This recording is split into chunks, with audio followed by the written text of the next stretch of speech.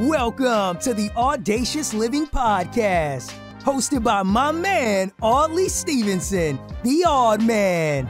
He'll unpack wisdom and insights from a cross-section of top quality performers in business, media, sports, entertainment, and lifestyle to uncover key elements to help you live your best audacious life ever. So without further ado, here is the Odd Man. Greetings and salutations, I'm Audley Stevenson, and this is the Audacious Living Podcast, hands down, the most audacious podcast that you will find on the internet. And I want to take this opportunity to say thank you for being here, and I appreciate you taking a moment out of your day and spending here with us as we continue our ongoing goal of helping you live your best audacious life ever. As always, I encourage you to connect with us through our social media channels. Got to get that business out of the way. When you can find us on Twitter and Instagram under the handle The Audacious Pod. And then if you head over to Facebook and type in The Audacious Living Podcast in search engine, you'll find us. And then lastly, on our YouTube channel, since you're subscribe to our YouTube channel by clicking on that notification bell down below, and you'll immediately be connected. So again, simply, it's really easy. Like, follow, subscribe, share, tell a friend. Let's keep this audacious conversation flowing for as long as we possibly can.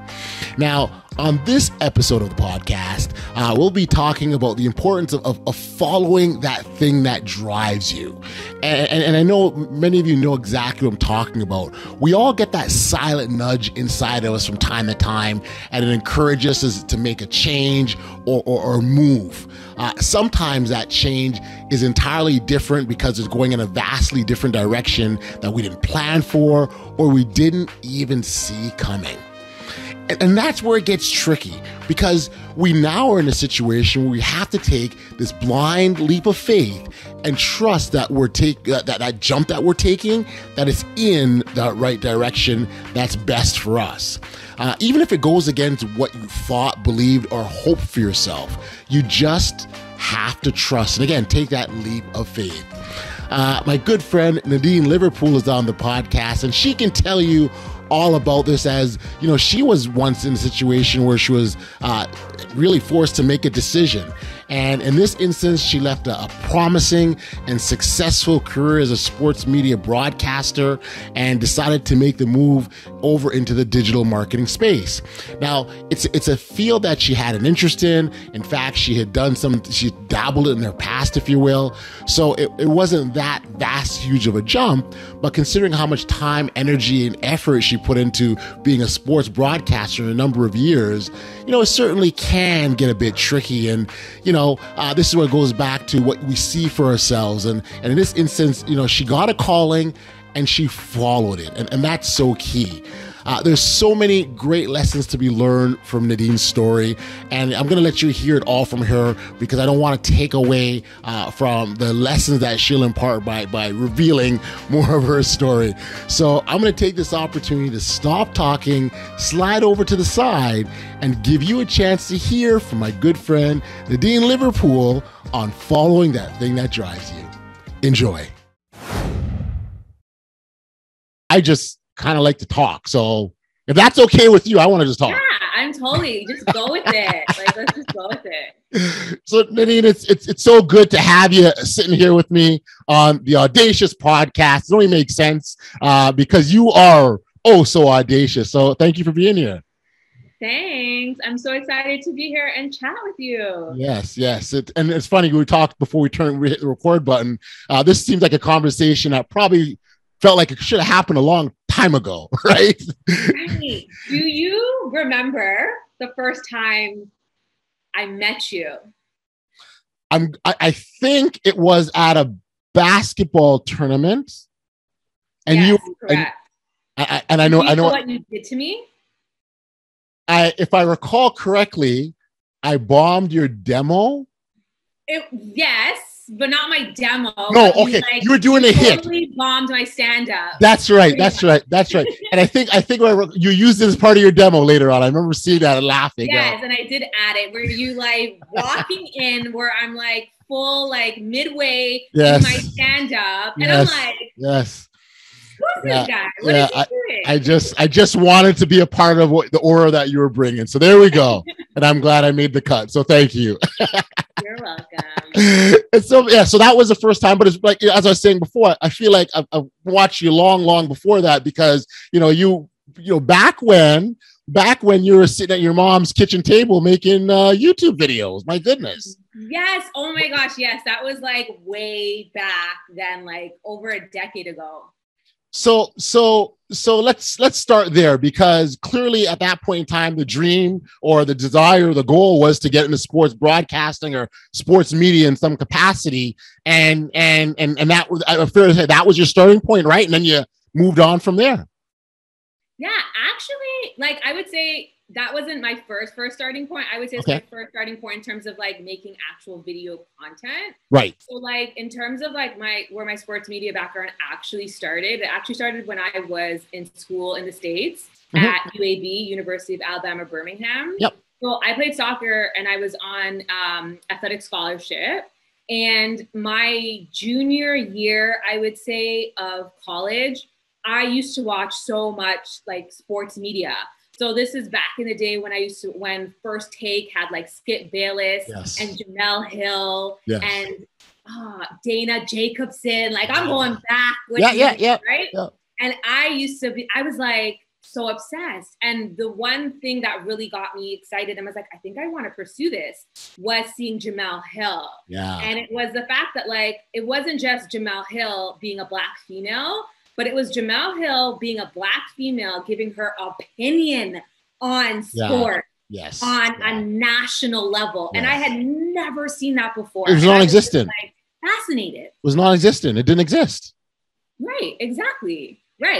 So I was like, okay, I like love First Take. It was like my favorite show. Yep. And I realized at the time I was actually pursuing a degree in psychology, but most student athletes have no idea what they want to do post like graduation. I just was like, sure, I'll take psychology because sure, but I knew I just wanted to play soccer. But full circle when it comes to like where I am now in my life, me picking psychology as a degree makes like perfect sense because I'm like obsessed with like human behavior and like people and stuff like that. But focusing on sports at that moment when I realized like I think I like sports more than the average person. Right. I decided to intern for the sports information department at UAB. Okay. And most people who like intern, they are doing it for credit. And I was getting a degree in psychology, so there's no correlation. Right. So they looked at me like I was a weirdo. They're like, you just want to do this because you're passionate about it? And I'm like, yeah, like I do. And they're like, okay. And actually at the time, like when I look back, like this is an amazing internship. I was actually responsible for all of like the post-game interviews. Right. For all of the men's basketball games at UAB. Yeah. So UAB was in like Conference USA and their main rival was Memphis. So this is when like John Calipari was coaching Memphis, like Derrick Rose on the team, and like Joey Dorsey and those. And I'm literally like in the front row as an intern, like there, like I'm just in it. That's and amazing. Basically I got to like interview John Calipari and a bunch of other like big Conference USA coaches. Yep. So that was like my first kind of taste of like the excitement of, I would say, like American sports and like really seeing like, okay, I think I really like this. Yeah. And then when I moved back to Toronto after graduation, I decided to go back to school for sports journalism. And I was like, okay, Nadine, like even seeing Jamel Hill, I will also say probably a lot, was a big motivator. I was like, sure. You're a Black female trying to break into this industry in Canada. And what are you going to do to be different? Like, what are you going to do to kind of show people, hey, like pay attention to me. Yes. And that's when I said, okay, maybe I should start a YouTube channel, right? Like I like to talk. I love Kobe. I love the Lakers. Like, I'm just going to go for it. And I had no experience. I actually had a friend mail me like a little, like cheap little, like $50 camera. I didn't know for that. And I just pressed record and I just started talking like, and I just went for it. And then 3 months oddly after that, that's when I got approached by Gerald Brown from the Bottom Line Sports Show. And he was just like, yeah, you know, this radio show with Yep. Penny Hardaway and Charles Oakley, like no Yep. big deal. I'm like, what? That's You right. want me from Toronto, and mostly they're primarily based out of New York. And That's right. And then I ended up becoming like the first female co-host for that show. And I remember vividly because as I was saying, you know, at that same time, concurrently, I was on the very same platform, and I knew Gerald. In fact, I'd been on a show a few times, and we had done this back and forth thing. So when I heard you and then learned that you're from Toronto, I'm going, wait a second, what? How did that happen? When did I miss that? Right. But so I thought that was a really, really cool moment. And that's when I first really, you know, heard your name and knew who you were. And I'm like, oh, this is really, really cool. And the piece that always stood out about you was just the energy and passion, right? It was clearly there. And that's a really an attractive quality in terms of like you drawing people in, right? People are connected to passion. They're attracted to sort of, especially like-minded individuals. So that was definitely the things I'm like, wow, this is awesome. And it was great to see you go. Yeah, it was a great experience. I think we interviewed a lot of like high profile athletes, of course, coming through like Penny and Oak and whatnot. Yep. And I even got the opportunity to go to an actual like in-person event in Chicago with them. So I actually like met Penny in person and met Charles Oakley in person, and very cool. A bunch of, you know, NFL and like NBA players. Yep. So I think it was a great opportunity for me to get that exposure in all like on the radio side. Yes. But I think I always knew like at that point in time that like I wanted to do television. So I was always like, okay, like I really want to like, you know, be on air. So I actually, you know, got opportunity like after the radio show, I actually, you know, ended up having a brief, I would say, guest appearance on like MTV. Mm-hmm. And it was like I don't want to say it was a sports show. I would say it was more like a sports pop culture show. Oh, yeah. Okay. But yeah, with like Aaliyah Jasmine, and it was called Play with AJ. And then it ended up morphing into this like competition style kind of thing where they were going to like actually pick a winner from the whole series. Right. And I actually won the whole thing, which was like pretty awesome. And at the time I was named like the biggest sports blogger in Canada. And I think this was back like in 2013. Yeah. So I was just like, oh my gosh, that's like amazing. Well, and again, I think the combination of taking advantage of the opportunities, the interest and the passion, and you sort of merging that together, and you know that's what, you know, creates these things for us, right? And there's something that you said I want to go back to. You said earlier with respects to when you look back and everything kind of makes sense. And I think that really speaks to the journey. We're all on this journey that we go through life, and we're all have all these experiences. But it's not until you look back and you go, okay, oh, I needed to do that, or that made sense, or this is where it fit for me. And I think you made that point. I want to touch on that because I think it's really important for people to recognize that the things that you do now, they're not like a waste. They fit. You just got to figure it out. They're not oddly, like they are not. And it may not make sense right now, but eventually it will, right? And it kind of like sticking on that theme, like at the same time that I was like doing MTV, and then even when I, you know, was making guest appearances on NBA TV, like on the Hangout and stuff like that, like I was still working behind the scenes at like Sportsnet and TSN. And in terms of like, you know, things happen for a reason. When I was working behind the scenes for Sportsnet and TSN, I was working like primarily, like I would say like 75% of my job was like working on like soccer specific content. So I was working like on Soccer Central, whether it was for Sportsnet, or I was working on like, and when I transitioned to TSN, I was working on TSN Soccer Morning Show, and I was working like on big events like Euro, whatever, like 20, not 2020, but like Euros, and like FIFA World Cup, and like even smaller stuff like MLS or whatnot. But I was basically like behind the scenes, like writing the scripts for all of the highlights, like putting highlight packs together and like working with all the talent, right? And at the time, I would always kind of look at, you know, like we're not necessarily like Sportsnet and TSN anchors, but I would look at Rebecca Lowe from NBC Sports at the time when it came to like Premier League content. Okay. And I would always be like, I want to be Rebecca Lowe, right? And like Rebecca Lowe was the main female studio host for NBC Sports, because NBC Sports owned the rights to the Premier League, right? because Sportsnet's team was primarily all men, and then like TSN's was mostly men. Maybe Andy Petrillo would hop in there then, but mainly all men, right? That's right. And when I then got the opportunity to like go to Trinidad and work for Full Sport, I was given the opportunity to be like the Rebecca Lowe of the Caribbean. Wow. And the show that I hosted, like Premier League Weekly, I just looked back and I was just like, oh my gosh, like this is what I've always wanted.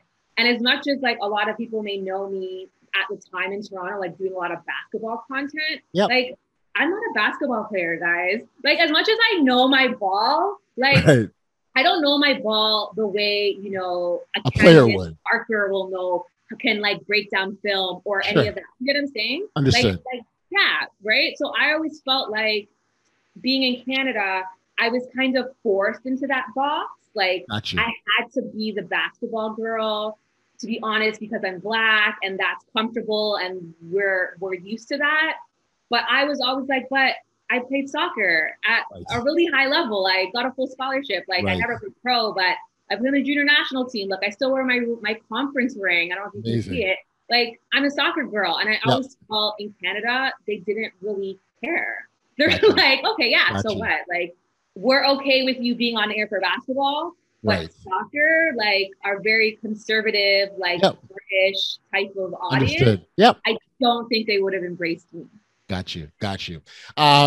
It's fascinating because again, we talk about the opportunities and things that we're meant to do, and so that was a great example, illustration on that. You know, the point where we were talking about sort of experiences. I wonder, Nadine, if you sort of touch on the significance of just being open to opportunities, because you know something may present itself. It may not be in your plans. It may not be what you're looking for. It may not even be what you necessarily wanted. But there's still insignificance in giving it a shot or giving it a try because you don't know what it could lead to. Yeah, I think for me, I was very proactive in like making the opportunities happen for me. Like I was like, if like I don't need to, like I was very kind of big, like I don't really need to really be at the table. I'm going to create my own table. So in the sense, like when I created Sports Nation, at first it was just me, you know, in my mom's kitchen, like talking craft and talking about sports. But then I realized it can grow into something more. And like, that's when I actually like had to hire like a cameraman, and like, you know, people were inviting me and like paying me to like come to their local tournaments to like cover it and stuff like that. And I think that's when I kind of learned like, okay, like I'm just more than just like the girl that can talk sports. Like, you know, people are actually looking at me as an actual authority. Right. So I would say when it comes to actual opportunities, like I think it's about like, can you create your own, right? Everyone's waiting for the call from somebody to put them on, but like, is there a way you can put yourself on? And yeah, at first when I was like going out like into the field and doing stuff on my own, I wasn't getting paid for it. I was like, you know, reaching out to athletes like, hey, like I would reach out to like Javon Shepherd, who I've known for a long time, like, hey, can I interview you? And he'd be like, sure, right? Or, you know, like reaching out to like, hey, can I come interview you? And like, they're like, yeah, like, sure. Like I remember I interviewed Ashley Lawrence and Khadijah Buchanan, two females on, you know, the Olympic winning gold women's world women's soccer team, right? Won the gold at the Olympics. I interviewed them when they were 20 years old. Wow. You know what I mean? So I was always that person that was like, well, let me interview the people that are up and coming. Like I don't need to interview LeBron James or Kyle Lowry, which is amazing. Sure. But there's other athletes out there that are deserving of that spotlight as well, right? Yeah. No, it is. And I think those individuals are always in demand, right? Those individuals are always going to be, someone's going to always want their attention, always want their time. But they're like those unsung heroes, if you will, that are out there who have great stories. And that's really what it's about, Nadine. Great stories. And I've always been fascinated with the pathway and the journey that people get to where they go to. And athletes are no different in terms of their individual stories. Yeah, I know. Like you are totally right. Yeah. Okay, so you transition out of sports and talk about what that looked like for you, because it seemed like you're gaining some momentum, you were making things happen, but that wasn't doing it for you. Is that safe to say? Yeah, pretty much. Honestly, like I would say when I think for me, like starting the YouTube channel and really learning more about the digital world, I think I always wanted to be more digital focused. Okay. And I didn't know how to. So I think to be honest, I kind of like played it safe. And I'm like, well, you know, let me just stick on this like mainstream media track. Like I have the Connect, Sportsnet, TSM, but I always wanted to like get into digital. Right. But then when I got at Full Sports, I was like, I cannot say no. You know what I mean? Like they're offering me like an opportunity to host a Premier League show. I got to cover 2 Super Bowls. Like you can't say no to that, right? But after I moved back to Toronto, and how long were you doing that? How long were you doing that, Flow Sports? So I was only at Full Sports for 2 years. Okay. Right. And then I moved back to Toronto, and then even Flow Sports shifted or whatnot. So even just the way it was set up, like I know I wouldn't have been there very long, probably like 3 years max. I would have been here just in terms of like their like rights and like all of that stuff. Right. Yep. When I moved back to Toronto, I was just kind of like, the world's my oyster. Like I'm not tied to anything right now. I can really decide like what I want to do. And oddly, I was so conflicted because I basically spent my whole life in sports, right? Like not just in media as an athlete. Like I've been playing sports since I was like 8, 9 years old. Like that's over like 20 years of a career in sports. And I was just at that place where I'm like, I think this is the time to make the pivot you've always wanted to make, but you were too scared to make because everyone's in your ear about what you can do in sports and external validation and like all of that stuff, right? And basically I like took the summer to like chill. I never made a decision. And I remember I got asked to be on the season premiere of The Hangout on NBA TV in like October, right? And I did it. And after I did it, I was like, I'm done. I just knew at that moment, I was like, done. Not to say like the show wasn't good or anything like that. Like I just knew like that passion that you said I have, I just knew it was gone. And it was not coming back like ever again when it came to like sports, like in that way. And for me to then now say, okay, you know what? Like, yeah, I'm like done. Like mic drop, I retire like from sports media. And that is, it just created a lot of backlash and people didn't understand, you know? And I kind of like related to like me leaving sports media as the equivalent of me like denouncing a religion. It was me just saying like, I'm no longer Christian. I don't believe in Jesus. What? How dare you? Holy water on me. Like, oh my gosh, you're going to hell. How dare you? No. Yeah. No, but I think that it's we laugh and joke about, but it's a really important point in this, Nadine, that we are paying attention to what our insides are telling us. And if the calling isn't there, we need to kind of look at that and evaluate that, because the last thing you want to do is be and it's okay, great. You got this great job in sports media, but it's not doing nothing for you. There's no happiness in that. No, that's exactly right. You know, and I think for me, when I knew it wasn't just like NBA TV was the defining, it was like, wasn't the defining moment. I knew a shift was happening when I went to my second Super Bowl, right? And basically like, I'm really into the digital space, like the creator economy and stuff like that. I'm a very big like Gary Vaynerchuk fan. Like Gary Vaynerchuk is like a really, I would say social media godfather or whatnot. Yep. And I remember when I was in Minneapolis for the Super Bowl, Gary Vaynerchuk's new book, Crushing It, had just been released. Okay. And I was more excited to go to the bookstore and buy his book than interviewing Marshawn Lynch for the New England Patriots. Wow. Or being literally 2 feet away from Tom Brady, okay? Yeah. And it didn't do anything for me. I'm like, oh yeah, there's Tom Brady. That's cool. I was more excited to be like, okay, when do I get a break from interviewing Deion Sanders and all these other like, you know, NFL Hall of Famers so I can get into this book, because I want to learn more about, and that's when I knew like, this is not really for you anymore, Nadine. Like there's a shift going on, right? Yep. And then when I came back, I realized, okay, I think this is the time to kind of like make the shift. And a lot of people, you know, when you want to pivot into something else, I learned so much about just how people like view me, in the sense that people only really valued me like when I was in sports media because of the value it like indirectly does for them. Right. Do you know what I mean? Like yeah, they can say, oh, I know Nadine Liverpool, like she does XYZ, and you know, I have a picture of Nadine Liverpool, but like, what do you say now? Right. Now that I work in tech, like, do you know what I mean? In terms of like how society like views the importance of stuff, right? Yeah. Like sports and television and like news, like we glorify those industries, right? So for me to say I'm like stepping down, it's like you're downgrading.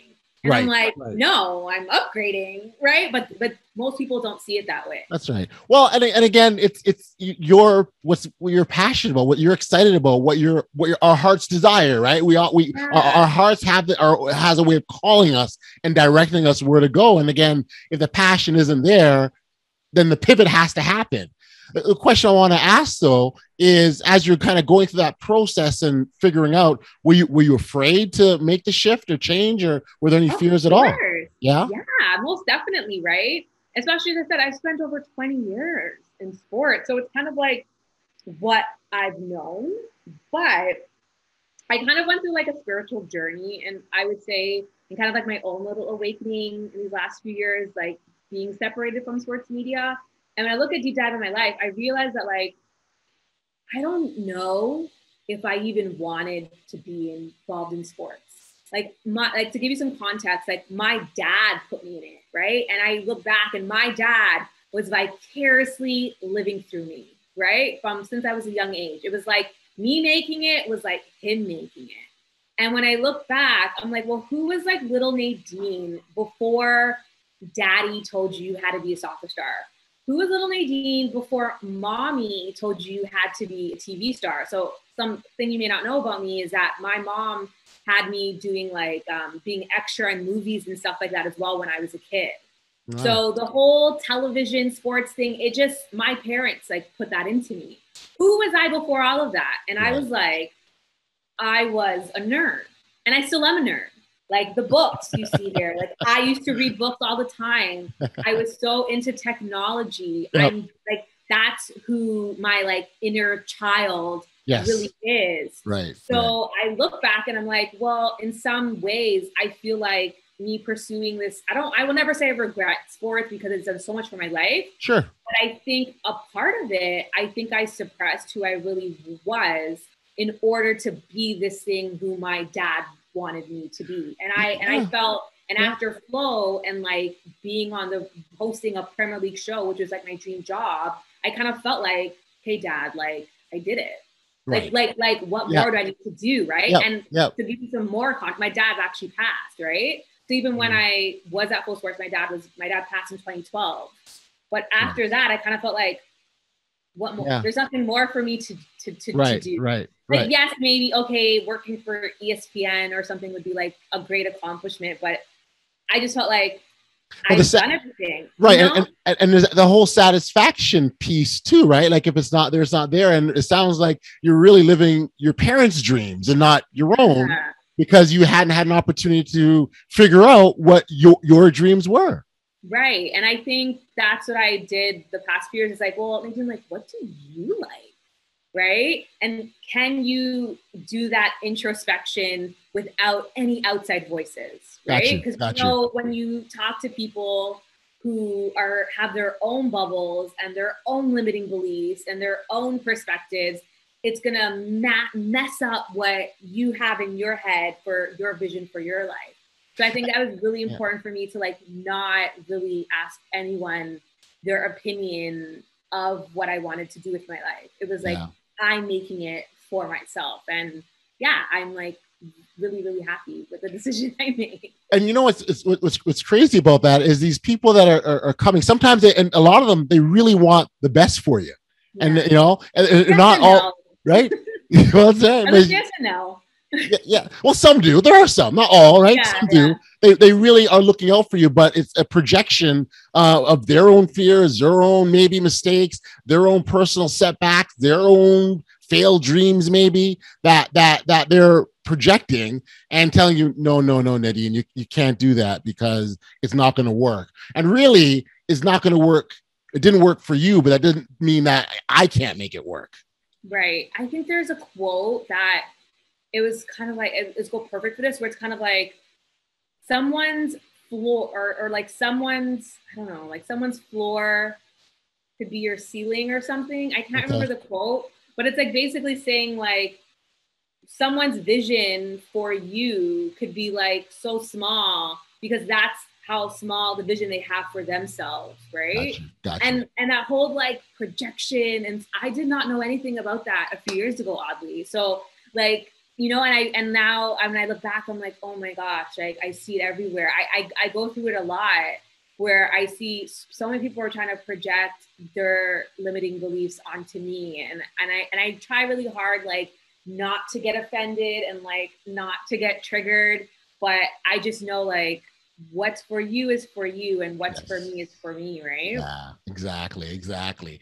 So talk about that process, this process of identifying yourself or the self-discovery. What did that look like? A lot of crying. There's like, it's not like people think it's so pretty and like you're just like in a forest discovering yourself or something, right? Like there's good and there's ugly to it, because like let's start with the ugly in the sense that, you know, just looking back at like my life and like parents and friends and like certain people like that I've had in my life, and I realized I always put other people's opinions ahead of the opinion I had of myself, right? And I realized I had a lot of like low self-worth, you know, but I tried not to like, you judge yourself, but not judge yourself too hard, because I realized from a very young age, my parents, especially my dad, when they came to sports, this made me feel like you have to do what I say, right? So I was trained very young to like not really, you know, like to like I would say suppress my emotions, and I didn't really have critical thinking skills and like stuff like that.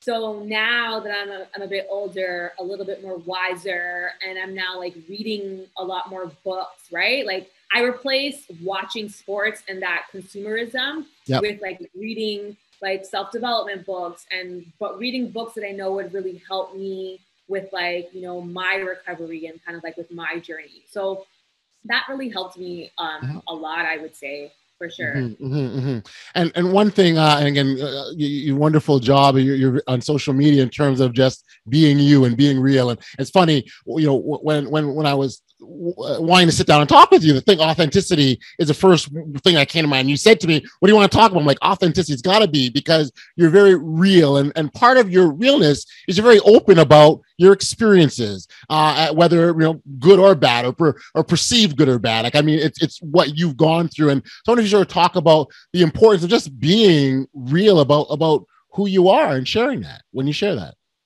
Yeah, I think, you know, in some ways I haven't been real in some cases, and I feel like in some ways I was like I had like a false self in a sense, and like not realizing like who I was. And I think that's maybe why maybe in the past I'd like maybe surrounded myself with people who like weren't really a good fit for me and stuff like that. So I think because like my self-discovery and realizing in ways that maybe like I was kind of like faking it, maybe not consciously faking it, but No, like subconsciously. you just didn't know. You didn't know. Right. Now I'm just like, there's no turning back. Like I don't want to go back to being that person.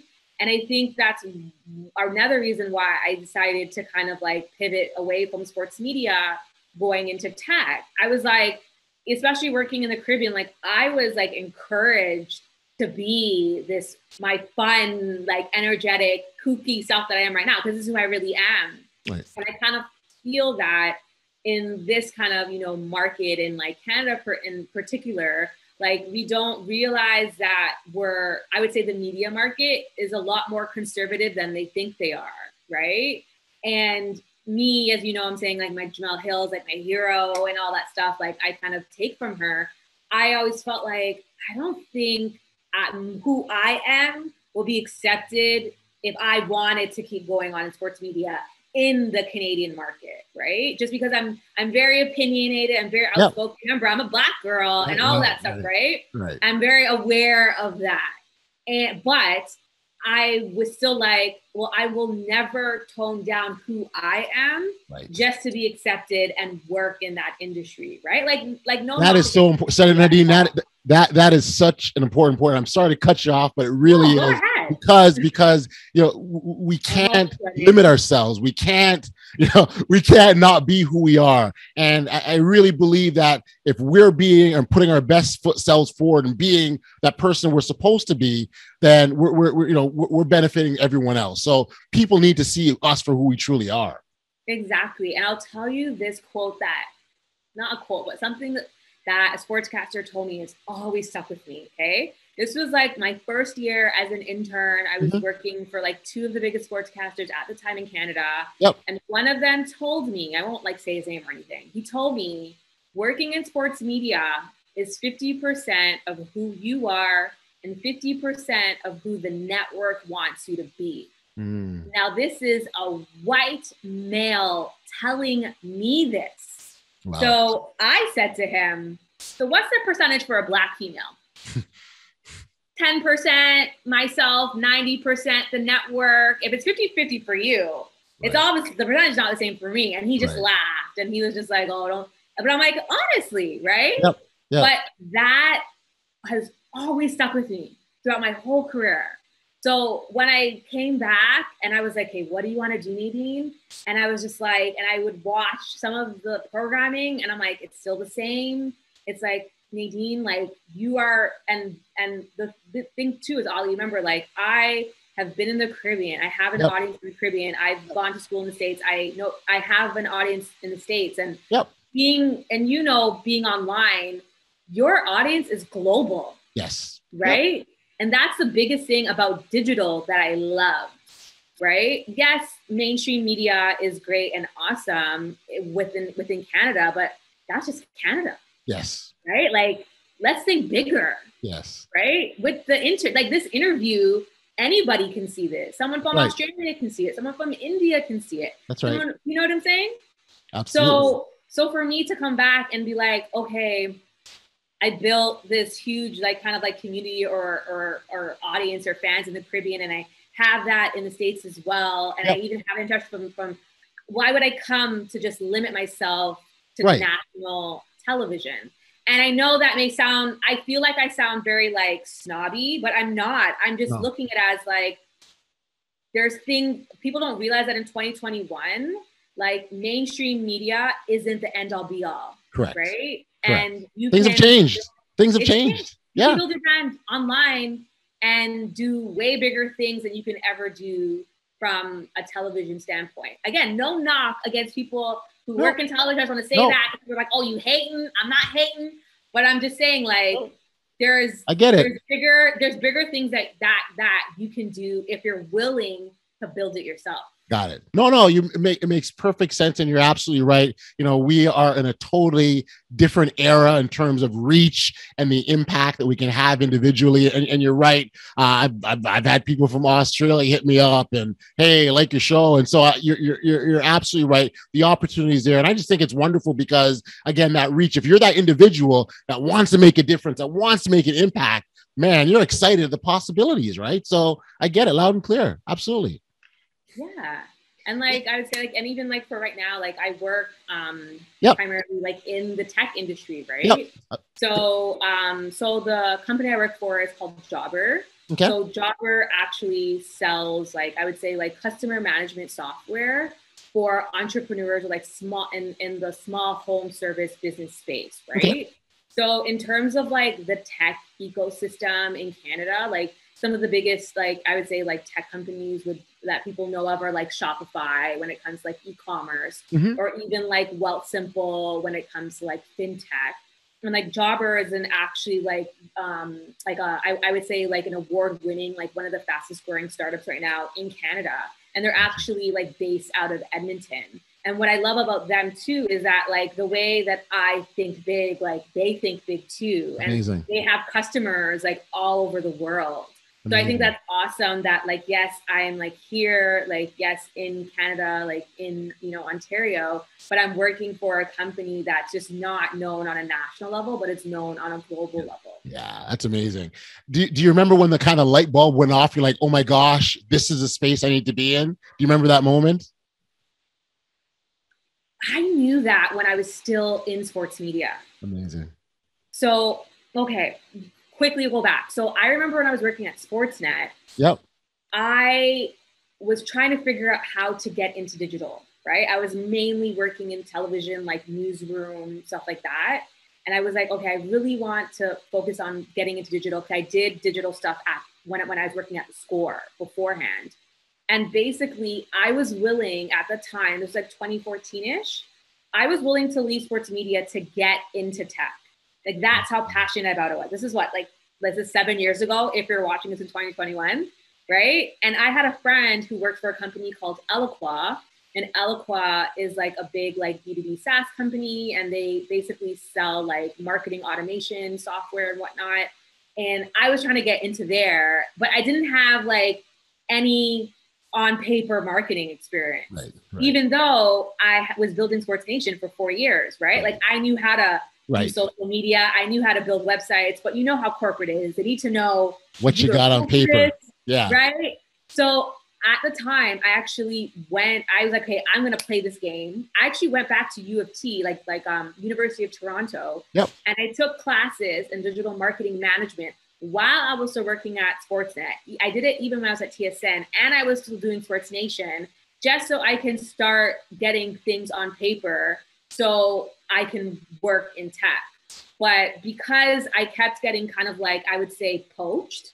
So like I got poached from Score to Sportsnet, Sports and TSN. I just stuck on the television kind of like. Yeah, you were there. Yeah, that's the lane you're in. I get it. But I always knew, like, I just knew instinctively, like, digital is the place. I know technology is the future, you know? So I would say I was always like, so even taking those classes, remember we talked about like everything happens for a reason? Yes. Like those classes I took in 2014 that are on my resume are the reason I was able to make a smooth, I would say, transition from sports media into tech, in the sense that even when I was doing all the television stuff, I was doing certificates. So for anyone out there who wants to work in marketing, like I would take HubSpot, like free certificates, whether it is in inbound marketing or email marketing, or even like, you know, Google search and display and stuff like that.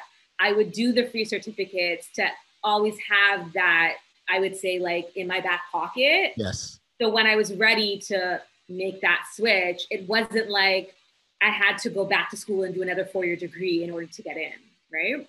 Isn't that funny how it's always there? The thing that, you know, you're meant to be, it was always there. So here you are taking these courses for more out of interest than anything else, not necessarily that this is where I'm going to be. And, you know, lo and behold, it comes back. So again, we talk about the experiences, right? Like the experience, you never know when you'll need them. And FYI, you know, I once upon a time, I was at the Score as well, did an internship there, and cool little story. I went to the Score and I said, I'm going to be on TV. My internship ended. That didn't happen. I was thoroughly disappointed. But the one cool thing that happened out of that is I made a relationship with one of the reporters there, who eventually, years later, we started a podcast together, NBA podcast together. So I know who that is. I know you know who that is. Dave Mendonca. Dave Mendonca. Oh my God, I just said it. So I kind of like. Shout out Dave Mendonca. I worked with him at Sportsnet. Yes, that's right. That's right. But my buddy Dave. Well, and so I'll tell you the funny thing. At the time, you know, we're talking 2000. I want to say 2006, maybe in and around there. No, 2005.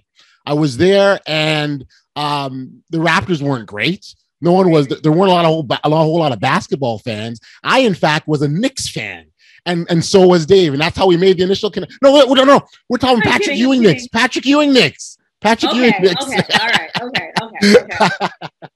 And so was he, and that was what our connection was. And we reconnected years later, and that's when we did the podcast together. And that ran for like 5 years. We had all kinds of traction, all kinds of, success with it. But again, it goes back to, at the time, what I thought the plan was, is, hey, I'm going to work for a sports station and be on TV. But that wasn't the plan. It was something else in store for me. And so, even for you with you kind of had your own kind of media outlet as well, right? And yeah.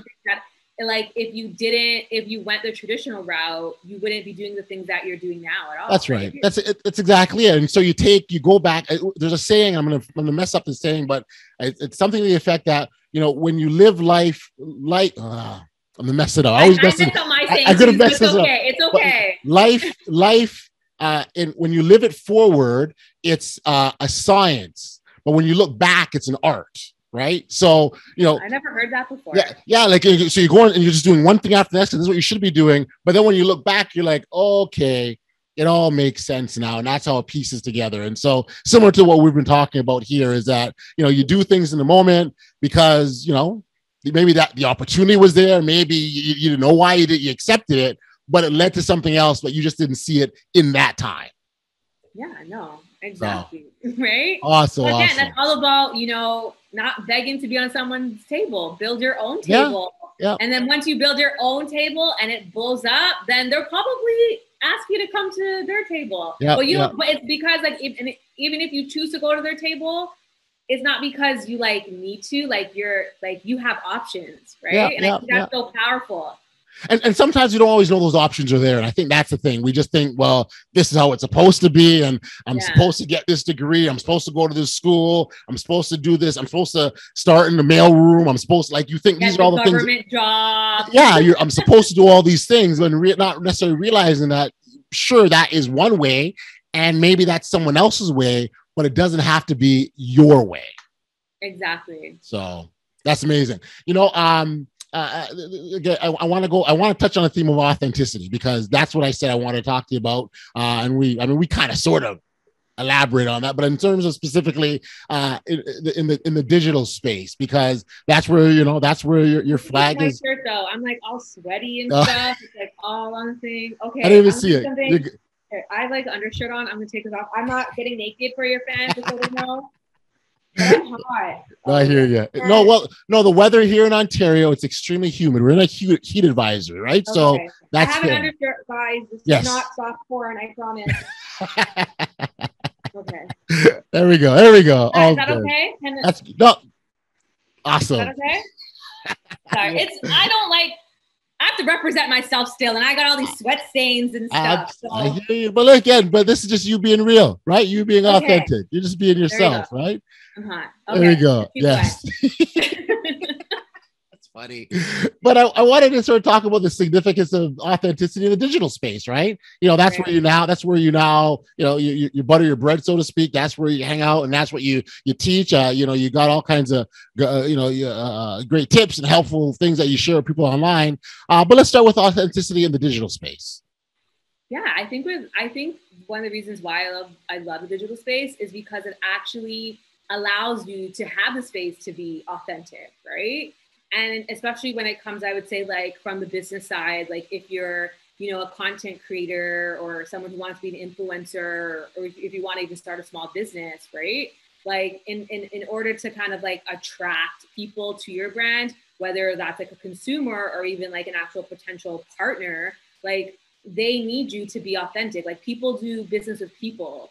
So they want to see the real you. And I think now, because the internet is continuing to grow, consumers want more out of their brands, right? As opposed to they want to know what social values, or I would say social causes that you believe in, right? They want to know the behind the scenes of the stuff that you're doing, right? So for people who are in the digital space and who, have the confidence and the courage to be open, there's this huge opportunity for you to connect with millions of people out there who are looking for, I would say, more realness, right? And especially with the pandemic and everything, and we're all kind of isolated. Yep. People are looking for that even more, right? Where I think with traditional media, and I would say other channels, everything is so cookie cutter and, Yes. has to be by the book and you have to say certain things. And right, where I would say in the digital space, like you have more room to be who you really are. Yeah. And it's so interesting because for a long time, being yourself was almost seen like a no-no. Like, no, you can't do that. You can't, you have to follow this script. You have to follow this format. But we're finding more and more that no, people want to know the behind the scenes stuff. People want to know what you think, how you feel about things, what your position is, or what your opinions are. And so, and that in itself is a pretty big shift.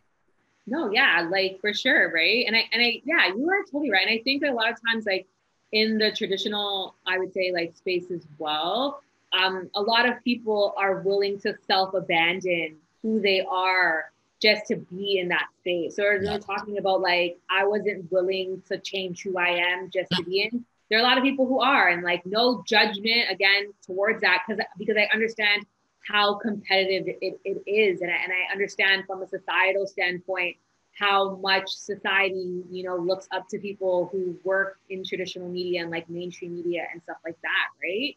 And for me personally, I remember when I was kind of like on my journey, a lot of people made fun of me, right? And a lot of people like, oh, like YouTube, like you're starting a YouTube channel, you know what I mean? Because it was very like, oh, I'm gonna go work at CBC and I'm gonna work at Sportsnet or whatever. And YouTube at that time was looked at like you're a loser. Yeah, it's not mainstream. What are you doing, right? Yeah, like why would you do that? But at the time, but I understand that mindset again, but very small-mindedness, because at the time, like there weren't like huge YouTubers who were like making tons of money. So it kind of looked at like that's you're going in the wrong direction. Right. But it's weird though, oddly, because I feel like even now, a decade later, people are still judgy-wudgy and they still think that mainstream is the only stream. Right. You know what I mean? Even with all of the like social proof of so many creators, whether they're on YouTube or social or whatever, who are building their empires, right? And I think it has a lot to do with like, I think the judgment comes with its ignorance. Like people don't want to admit they don't even know where to start. Mm-hmm. You know what I mean? Sure. It's better to just like look down your nose as opposed to look within and take account and take accountability to say like, yeah, like I think that's kind of cool, but like I have no idea how to use a camera. Yeah. And that's okay. Yeah, there's nothing wrong with that. Right? There's nothing absolutely wrong with that. You're right. And what we've now found, Nadine, is that there isn't necessarily just one pathway to get where you want to get to. Like there are different, you can go on the beaten path or off it, but it's just, again, we talk about journeys, right? That's just a journey you take, and nothing, one isn't better than the other. It's what's suited for you. Right. Exactly. And I think for some people, just based on like their personality or whatnot, you should go be a news anchor on global TV. That is for you. Right. But for some people, I just see them and I'm like, you need to be on the internet. You would kill it. You would crush it. Do you know what I mean? So I'm more on that end because of the spectrum of like, I know what it's like to be an outcast. I know what it's like for people to make fun of you and think that you're weird because you're kooky or outspoken. You may have different belief systems than, the majority of society, but the internet has a community of people who are just like you. I'm looking for you. Need that special sauce that only you have. And I just want other people out there to know, just because mainstream may reject your special sauce does not mean you're not special. And there is room for you, for sure. Amazing. I love it, Nadine. That's so awesome. That's so awesome. Listen, this has been a phenomenal chat. I've had so much fun. I think, like we said off the top, something that probably should have happened a long, long time ago. But I'm also a believer that things happen at the appropriate and right time. So, of course, we couldn't have had this authenticity chat 3 years ago. No, we couldn't have. No, right? I was not in that state of mind, I would say, right? So of course, everything happens when it has to happen. That's right, and there's the importance of an acceptance of that, right? And this is where you talked earlier about being patient with ourselves, not beating up ourselves, and not being kind to ourselves, right? And so if you have in your mind when you think something's going to happen, it doesn't happen that time, it's just not your time, right? And your time will come when it does. So this has been our time. I loved it. Thank you. If our listeners wanted to connect, learn more about you, or catch up with you, or even just follow you on social, where can we send them? Yeah, well, I'm pretty easy to find. So you can just find me. I'm mainly probably on Instagram. So at Nadine Liverpool, you can find me, and you can check out my website, NadineLiverpool.com. Awesome. And look, I appreciate this so much. Appreciate you being on the podcast, talking about all things authenticity, boldness, audaciousness, all of these things. It's been an absolute pleasure, Nadine. Thanks. Thanks, Audley. Back we are here on the podcast, and gotta send a big shout out to Nadine. So much fun having you. We had a blast. So thank you again for being here on the Audacious Living Podcast. I really appreciate taking the time to share your story. It was a powerful one, and I'm sure listeners walked away with a ton of great lessons just by your example. When you think about Nadine's story, she left us with so much to think about. But if there's just one thing I take away from our conversation, it would be this. We've all had that calling in our lives at some point or another where we're drawn to leave that zone of safety, that comfort space, and step into a dark, unknown space where there's really no guarantee of what the outcome will be. Now, while it may be perceived to many as taking a risk or it's a risky move, it's actually a step closer to our true selves. And when we're being our true selves, there's never, ever a risk in that. By answering that calling, we're inching closer and closer to the person who we're supposed to be, and strengthening our connection to that individual in the process. So when we hear that nudge, when we get that calling, it's our job to answer it and take that leap into our truth. Hey, listen, you can sign up for email notifications of the podcast. If you haven't registered, you can do so by heading over to bestaudaciouslife.com. All you've got to do is enter in your email address, and you'll be immediately connected every time there's new content that comes out. So I'd encourage you to take advantage of that opportunity and keep in the loop. We've reached the end of another episode, but before we go, I want to send a big shout out to our listeners. Your spirit of audaciousness flows through this podcast, and I'm honored and privileged to be able to share with you week in and week out. Your tremendous support is awesome, and I thank you so much. And I can keep doing our thing here as you keep showing the love. So thank you. Until next time. Stay safe, be kind, show love to one another, and be audacious.